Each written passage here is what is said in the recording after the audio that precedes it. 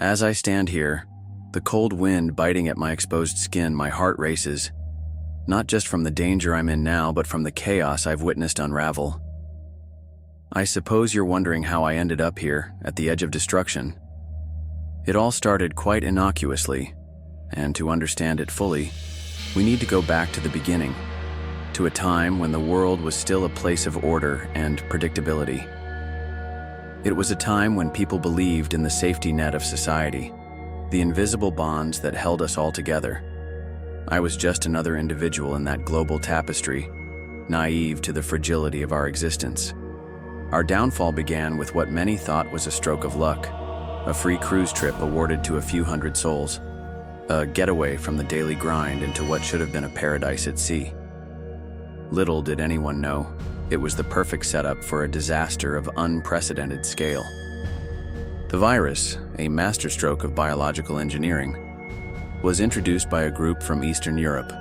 They had engineered a pathogen unlike any other, designed not just to afflict, but to enthrall. Marketed to the unsuspecting partygoers as a revolutionary new recreational drug, it offered a high that was irresistible. Once ingested, the virus would lie dormant within the host for a month, showing no symptoms, making no demands.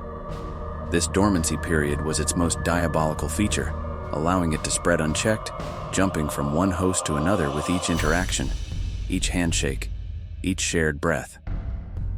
As the cruise ended and its passengers dispersed to the corners of the earth, the seeds of calamity were sown. It began with a few odd cases of illness, strange, inexplicable symptoms that baffled doctors. From Hobart to Luang Prabang, from Valparaiso to Tetuan, the reports grew, painting a picture of a global epidemic in the making. Each case traced back to that ill-fated cruise, but by the time the connections were made, it was too late. The mortality reports were chilling. Within 2 weeks of the first symptoms, cities were reporting death rates soaring to 92%. Panic ensued. Rumors swirled about the origin of the virus, about who had unleashed such a monstrosity upon the world. Governments scrambled, but the virus was always one step ahead, always hidden in plain sight, its origins obscured by its own cunning design. As the world crumbled around me, I chronicled everything, not just as a record for those who might survive, but as a testament to our collective naivety. How little we understood the precariousness of our own existence, and how easily it could be ripped away. As the death toll mounted, the fabric of society began to tear. It's one thing to read about plagues in history books, quite another to watch as your world succumbs to one. I remember the first time I saw the panic truly take hold. It was in Gjirokastër, a place that had felt like a step back in time with its castle overseeing the old town. One could almost imagine themselves in a medieval siege rather than facing a modern plague. The streets, once bustling with the lively steps of tourists and locals alike, turned into ghostly corridors of fear. The news channels, the internet, every conceivable form of communication was ablaze with updates, theories, and increasingly desperate cries for help. Governments attempted quarantines, but how do you quarantine a ghost? The virus, invisible and patient, had already made its way into homes and hearts before the first order to isolate was even given. I found myself documenting every event, not out of a sense of duty, but as a compulsive response to my disbelief. From my small apartment in Traverse City, Michigan, I watched the world shrink through my screen. Reports from Tainan spoke of hospitals overwhelmed, their hallways lined with the sick and dying. In Hood River, community leaders turned schools into makeshift hospitals, a feeble attempt to stem the tide of infection. Amid this chaos, I began to piece together the story not just of a virus but of human nature. The early days were marked by a unity, a shared sense of humanity in the face of a common enemy. But as resources dwindled and the death toll climbed, that unity fractured. Neighbors turned on each other, hoarding food, medicine, anything that promised even a moment's more survival. In Bozeman, I heard stories of a man who had started trading fake vaccines, a mixture of saline and sugar water preying on the desperate. In Lillehammer, communities that once celebrated the winter with lights and music fortified their homes, barring doors and windows against more than just the cold. Each story was a thread in a tapestry of collapse, each narrative a testament to how thin the veneer of civilization really was. And through it all, I kept writing, kept recording. It was a lone beacon in the dark for me, a way to make sense of the senseless. The world was falling apart, but in my words, I tried to hold some piece of it together, to document our descent into madness with the hope that someday someone might understand how easily everything we take for granted can be stripped away. In the weeks that followed, the crisis evolved from a medical emergency into a full-blown societal breakdown. The threads of order unraveled faster than anyone could have predicted, and I, from my self-imposed isolation, chronicled each strand as it came loose. The initial solidarity had vanished, replaced by suspicion and survivalism. I remember sitting by my window one chilly evening, the dim light of my laptop illuminating scattered papers, my attempts to map the contagion's spread and society's disintegration. It was then I realized that my role as an observer had shifted subtly towards that of a historian of the apocalypse. The power grid began to falter, not from damage or disrepair, but from neglect. Those who could operate and maintain our utilities were either sick, caring for the sick, or too afraid to risk exposure. Traverse City, once a hub of vibrant community activity, turned eerily silent, its streets abandoned except for the occasional siren that cut through the night like a scream. Communication with the outside world became sporadic. The internet, once a global stage for information exchange, was now a flickering candle in the wind, often snuffed out for hours or days at a time. During these blackouts, I felt the isolation deeply. Each reconnection brought a deluge of dire updates, and yet, it was the only tether I had left to the world beyond my door. Food shortages began to bite. I watched through my window as people scavenged in local stores, their faces masks of desperation. The notion of a society based on mutual aid and abundance seemed like a distant memory, a naive daydream from a bygone era. It was replaced by a barter economy overnight. Essentials like medications and water were gold. Those who had them hoarded them, and those who needed them did whatever they could to obtain them. I documented these exchanges, noting the harshness in people's eyes, the quick, desperate deals made in shadowed doorways. There was a man, a former schoolteacher, who had turned his extensive library into a food exchange. Books for bread, he called it. A simple yet poignant symbol of our fallen state, knowledge traded for sustenance. And amidst this chaos, there were those who tried to rebuild, to create safe havens amid the turmoil. Small communities formed, fortifying apartment blocks or banding together in rural areas trying to hold on to a semblance of civilization. I reached out to them through any means left available, collecting their stories, their attempts at governance, their successes and inevitable failures. As the world darkened around me, these stories became my mission, my way to keep the flame of human spirit alive. Each tale was a beacon, a reminder that even in the darkest times, there could be light. Months into the crisis, the remnants of the world I knew had morphed into something unrecognizable. Governments had collapsed under the strain. What was left of them existed only in name, their decrees echoing weakly across a populace that no longer had the means or will to comply. I documented this new reality from my vantage point, a solitary figure tracing the outlines of society's shadow. Survival had become an art form, one painted in stark strokes of fear and cunning. I observed from my window the world outside a canvas of desperation. One particular morning, I watched a young woman, her face hardened beyond her years, trading a handful of batteries for a bag of rice with a man whose gaunt cheek spoke of days without food. This exchange, simple yet so profound, symbolized the new currency of survival, practicality over prosperity. My own supplies dwindled, pushing me to venture out more than I cared to. On one of these excursions, I found myself in the company of a group of survivors who had taken residence in a boarded-up library. They had transformed it into a kind of fortress, a small bastion of civilization amidst the chaos. The leader, a former engineer, had rigged a water filtration system from old textbooks and scraps. His ingenuity was a spark in the darkness, his stories a mixture of nostalgia and innovative triumphs. These encounters, though risky, were necessary. Not just for physical sustenance, but for maintaining a semblance of human connection. Each person I met carried their own story, a thread in the larger tapestry of our shared plight. I listened, recorded, and shared these narratives through whatever means remained. Our stories, I realized, were not just recountings of survival, but acts of resistance against the virus's attempt to erase our humanity. As winter approached, the challenges intensified. The cold brought with it not just physical discomfort, but a deepening isolation. The internet flickered out like a dying star, leaving me cut off for days on end. In those long hours, I turned to the handwritten journals I had filled, pages crowded with the lives and faces of those I had met. They were more than records now. They were companions in the silence.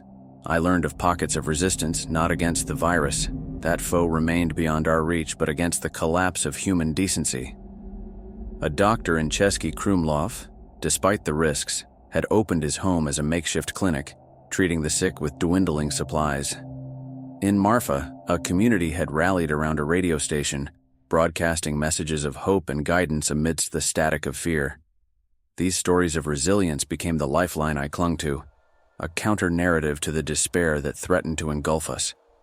They reminded me, and those who read my accounts, that even in the depths of catastrophe, there were glimmers of light, fleeting perhaps, but undeniably present. As the year drew to a close, the initial wave of the virus had ebbed, leaving a landscape scarred by loss and edged with wary caution. The survivors, myself included, began to adapt to this new world, learning from the harsh lessons it imposed. My role as a documentarian of this post-apocalyptic reality continued, each story I gathered, adding layers to the narrative of human resilience. During this period of relative calm, I ventured further afield, driven by a need to understand the broader impacts of the virus on different communities. My travels took me to Tawang, a remote area where the community had utilized their isolation to their advantage. Here, I witnessed a remarkable transformation, a society that had reverted to ancient practices of agriculture and medicine, weaving traditional knowledge with the remnants of modern technology to create a self-sustaining enclave. I stayed with them for weeks, participating in their daily routines and documenting their revival.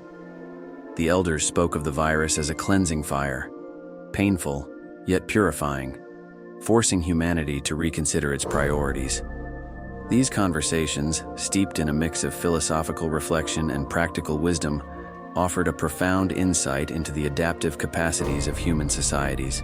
Returning to my own sanctuary in Traverse City, I brought back not just stories but seeds, literal and metaphorical. I started a small garden, using the techniques I had learned in Tawang, turning a portion of my living space into a green refuge. This act of cultivation became a metaphor for my broader purpose, to nurture hope amidst desolation. As I tended my garden, I reflected on the nature of the virus itself. It was a paradox, a harbinger of death that had inadvertently breathed new life into aspects of human behavior, long suppressed by modernity: community, sustainability, and interdependence. These were the themes that dominated my writings during this period, a counterpoint to the narratives of doom that had filled the earlier chapters of this crisis. The reports of my experiences and observations found their way into the hands of a wider audience as the remnants of the internet sputtered back to life.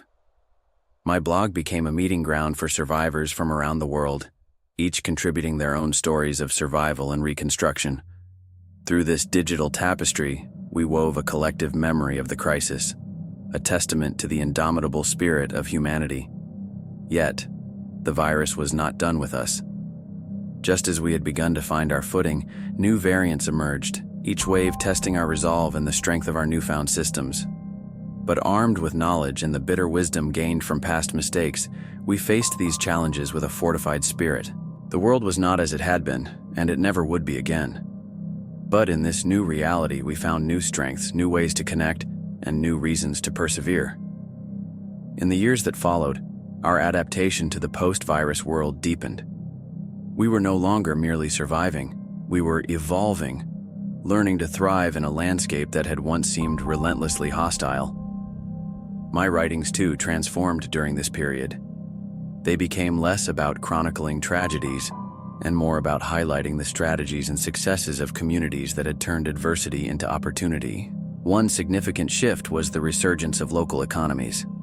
With global trade disrupted, communities like Traverse City rediscovered the value of local artisans and farmers. I documented the rise of local markets where people traded everything from handcrafted goods to homegrown produce. This relocalization not only bolstered our resilience against supply chain disruptions, but also fostered a deeper sense of community. People weren't just neighbors, they were essential to each other's daily survival and well-being. This resurgence of community spirit was mirrored worldwide. In Český Krumlov, the makeshift clinic had evolved into a community health cooperative, providing not only medical care, but also education on prevention and wellness. Their model was replicated in various forms across the globe, each adaptation a testament to the power of community-driven solutions.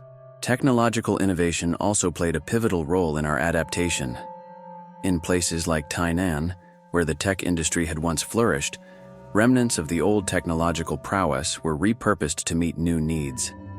Engineers and tech enthusiasts collaborated to create low-tech solutions for water purification, energy generation, and communication. Systems that could be maintained with limited resources, but provided critical infrastructure for rebuilding communities. Amidst this rebirth, my own role continued to evolve. I was no longer just an observer, but an active participant in these community efforts. My blog became a collaborative platform where ideas were exchanged and solutions were disseminated. It was a conduit for shared human experience, a digital commons where the wisdom of many could be pooled to tackle the challenges faced by all. Technological innovation also played a pivotal role in our adaptation. In places like Tainan, where the tech industry had once flourished, remnants of the old technological prowess were repurposed to meet new needs. Engineers and tech enthusiasts collaborated to create low-tech solutions for water purification, energy generation, and communication. Systems that could be maintained with limited resources, but provided critical infrastructure for rebuilding communities. Amidst this rebirth, my own role continued to evolve. I was no longer just an observer, but an active participant in these community efforts. My blog became a collaborative platform where ideas were exchanged and solutions were disseminated. It was a conduit for shared human experience, a digital commons where the wisdom of many could be pooled to tackle the challenges faced by all. Yet the shadow of the virus lingered. New outbreaks occasionally flared, reminding us of our vulnerability and the need for vigilance. These moments tested our resolve anew, forcing us to draw on the lessons of the past and the adaptive strategies we had developed. Each outbreak was met with a swift communal response, a dance of precaution and care that had become second nature to us. As I reflect on these years, I am struck by the profound transformation in our understanding of health and community. We had learned that our survival depended not just on combating a virus, but on nurturing the bonds that connected us. Health was no longer just an individual concern, but a communal responsibility. Now, as I pen the final chapter of this journey from the depths of calamity to the peaks of human ingenuity and resilience, I find myself reflecting on the essence of what it means to endure and adapt. The world has irrevocably changed, sculpted by the trials of the virus and the indomitable spirit of those who survived. My own life, too, has transformed, molded by the stories I've collected and the community I've helped to foster. The concept of resilience has expanded in my writings to encompass not only survival, but also the flourishing of the human spirit under conditions that once seemed insurmountable. We learned to not just face adversity, but to harness it for growth, turning our scars into badges of honor and lessons of strength. As I look out over Traverse City, once a silent witness to the collapse, now bustling with life and laughter, I see a microcosm of the global tapestry we've rewoven. Children play in the streets, unburdened by the fears of the past, while elders share stories of the time before and during the pandemic, ensuring that the memories and lessons are not lost to the sands of time. In this new world, technology serves humanity, not the other way around. Our local network, built from the remnants of the old internet, connects us not just across streets but across continents. We share technologies, ideas, and most importantly, stories. These stories serve as the foundation of a renewed civilization, one built on the principles of mutual aid, sustainability, and respect for life in all its forms. I conclude my chronicle with a sense of hope, a belief that despite the darkest days, humanity can find its way back to the light. This hope is not naive.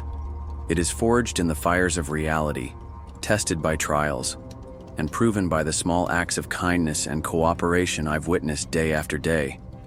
As the sun sets over the horizon, casting long shadows and brilliant hues of orange and red across the sky, I realize that this story, my story, is but one of many. Each survivor, each community that has faced down the darkness holds a piece of the larger narrative of our time. This is not just the story of a global catastrophe or the tales of those who survived it. It is a reminder of our shared humanity and the ties that bind us together in the face of the unthinkable. It is a call to remember, to learn, and to grow, not just in times of crisis, but every day. And so, as I set down my pen, I invite you, the reader, to carry forward this legacy. Share your stories, support your communities, and help weave the fabric of a world that values life and cherishes the connections that make it worth living.